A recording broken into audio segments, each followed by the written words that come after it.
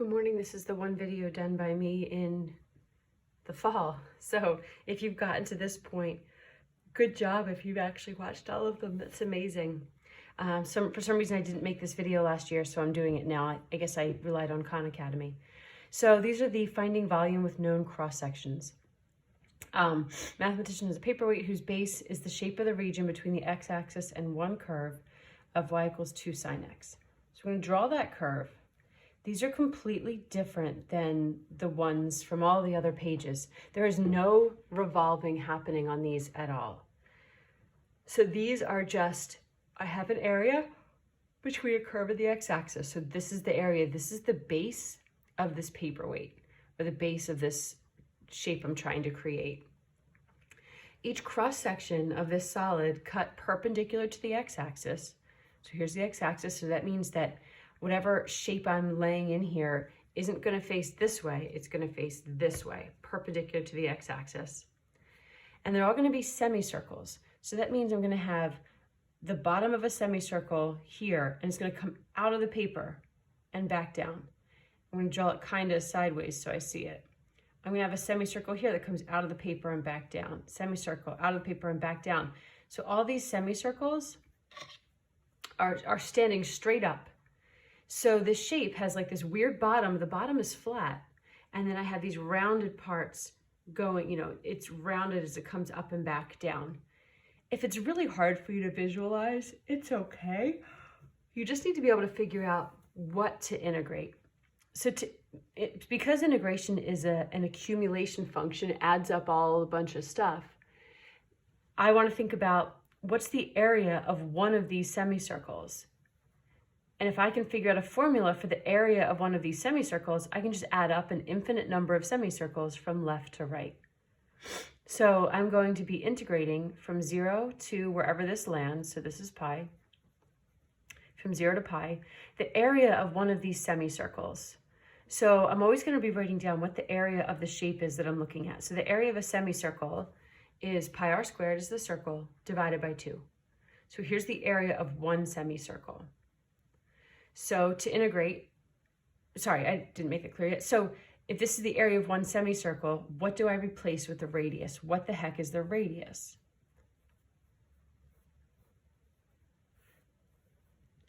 So if the semicircles are here, the radius goes from half the circle to the top or whatever. So it's half of the entire curve. So if the entire curve was the sine or 2 sine x, the radius is half of that. Okay, so the radius of one of these semicircles is half of the height of the curve. Height of the curve is 2 sine x. Half of that is 2 sine x divided by 2. That's the radius, pardon me, of one of these semicircles. So this is the area of one semicircle, which I made look a little nicer in the next step.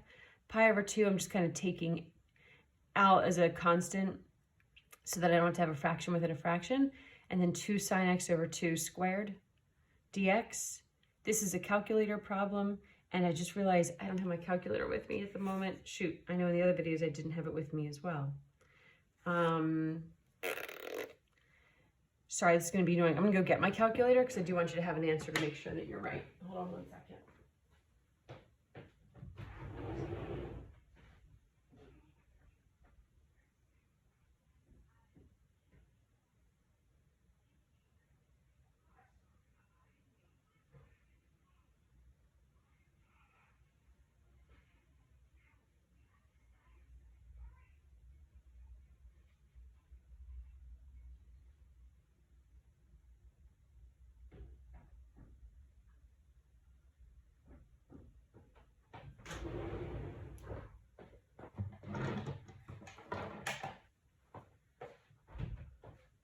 Haha, it was next to me the whole time. Oh my goodness. Okay. Okay, so let's use our calculator and calculate this. So just so you know what it would look like, menu, go down to calculus, go to numerical integral. We're going to integrate from 0 to pi. Don't put 3.14 and go get pi. And if you wanted that pi over 2 to be in the front, you could do that as well. Like I could put pi divided by 2 times the integral out front if I want to, if you just want to get like whatever you can away. I could also have reduced this to just get some of those constants out as well, but whatever. So I'm going to put this whole thing in parentheses. These 2's are going to cancel.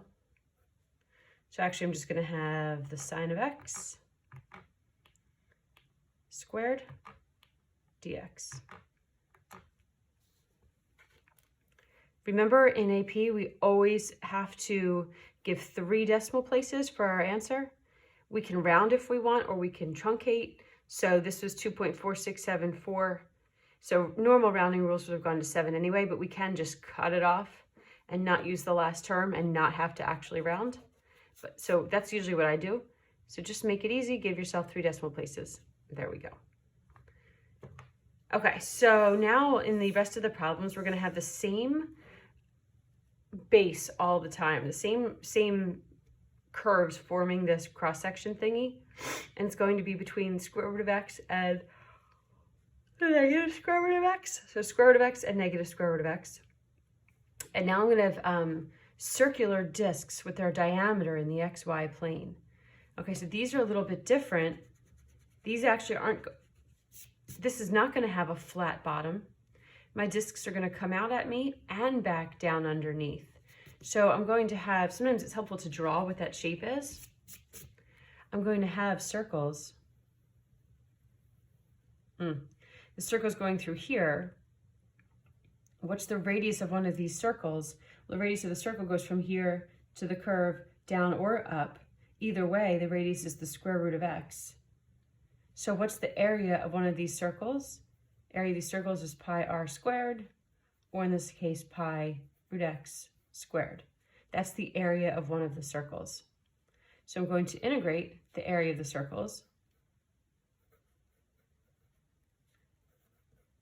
from 0. I have to figure out how far out I am here. So I am going between x equals 0 and x equals 4. So I'm from 0 to 4. And that's all that I'm going to integrate.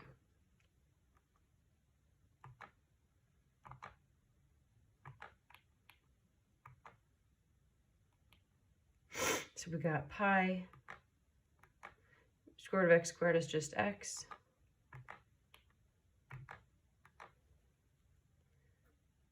And I guess I should put an approximately symbol because I'm going to round here, 25.133, or 25.132. Okay, they will only accept one of those 2 answers. So let's say, you know, for pi you put in 3.14 or something, your answer would be off. So you've got to use that pi, but either of those are going to be fine, truncating or rounding. Okay, find the volume if the cross sections are squares with bases in the xy plane. So I've got the same picture, but now the squares, the base is here, and they come up, out at me, and back down. So I have all of these squares come up, out at me, and back down, up, out, and back down. So if I draw a picture of the square, here it is. Well, how do I get one side of the square? The radius above for the circle went from the x-axis up to the curve. Now I need the entire length. So we've got root x and root x. I've got 2 root x's to make up the length of one of the sides of the squares. So the area of the square is going to be 2 root x times 2 root x, or 2 root x squared is what I put over here. So I've got just the area of that square from 0 to 4, which is going to be 4x. I got 32. Okay, letter C gets a little bit more complicated. Now I've got squares again, but the squares are, the diagonals of the squares are in the xy plane. So I have the square now, but it's cockeyed. The top, here's the diagonal of the square. The square's coming up at me and back down, but like the pointy side. And then the pointy side's going down underneath the desk and back up. So I have this square this way, but it's like this. So now if I think about my picture, 2 root x was the side of the square in the last one. Now 2 root x is the diagonal of the square. So I have the square with the diagonal of 2 root x.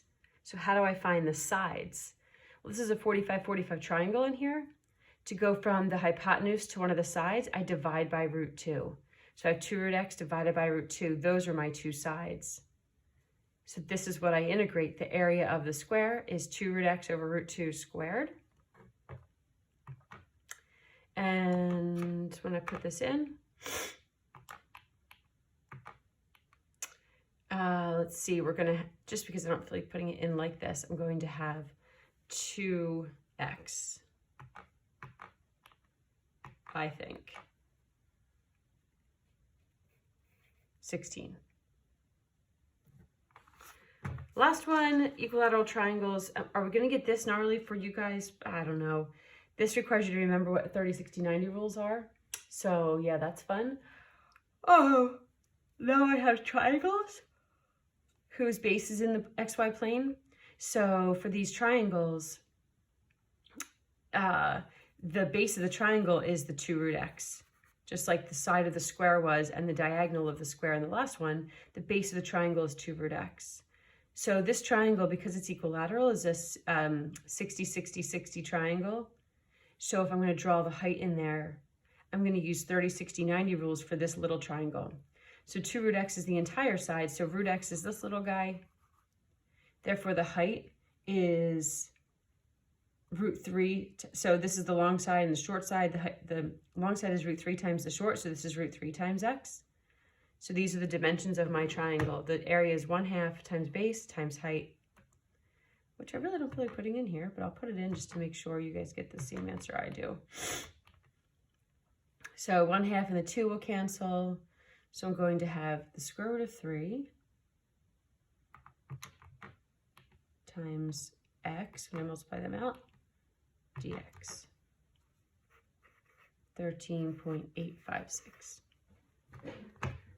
Okay, go try the example on the next page, then it puts it all together, and letter C will be a cross-section problem. Good job.